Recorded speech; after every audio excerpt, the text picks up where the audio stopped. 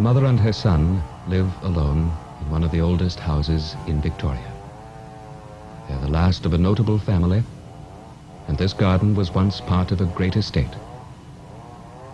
The house alone remains, very much as it was 100 years ago, decaying slowly in the midst of what's now an industrial area.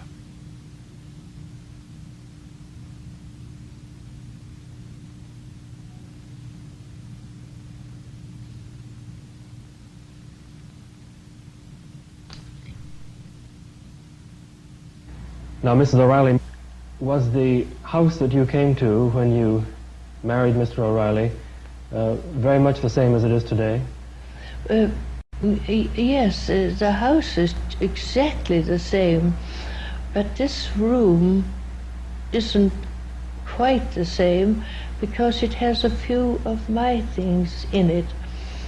I mean, the piano was always there, and the sofa was there, and all these things, and the fireplace was just the same.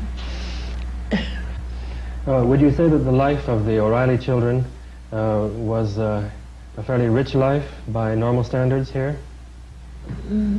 I don't think they were wealthier, but Mr. O'Reilly brought his money to this country. He brought money here.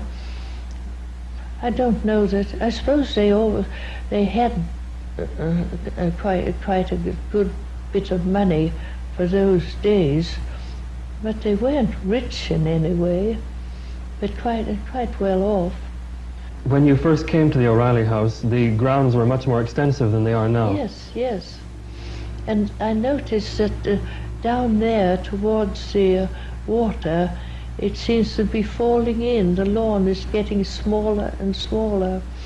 And they had their first tennis tournament on this lawn, but you wouldn't realize it now. Now, were Moore and Whittington here when you first came to Victoria? When I first came, it was, but it wasn't, of course, in the old days, because it was so wonderful and no industry, and this was all the fashionable part in those days. I see, and then it became an industrial area. Yes, and then industrial, and I've only known it as industry, but not as bad as it is now. Has it got worse lately? Oh yes, I mean it's much bigger, and of course lots of smoke and sawdust, heaps of sawdust. It's noisier now, I suppose, too, is it? Yes. I don't hear the noise so much now. What do you think will happen to this house then? Well, once I leave here, I don't suppose I'd mind, but I'd like to see it preserved as an historical place, because the historical people would like to see it preserved, and there are so few old houses left now in Victoria. It seems a shame to pull them all down. Yes, indeed.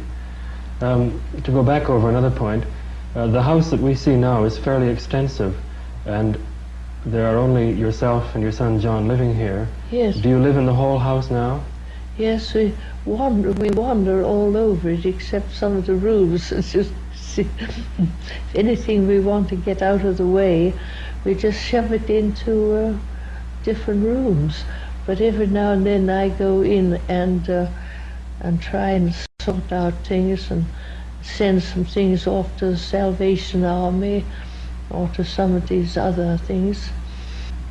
Well, in the winter it must be very cold. You're right on the water here too. Yes, it is very cold, but then I can always get warm.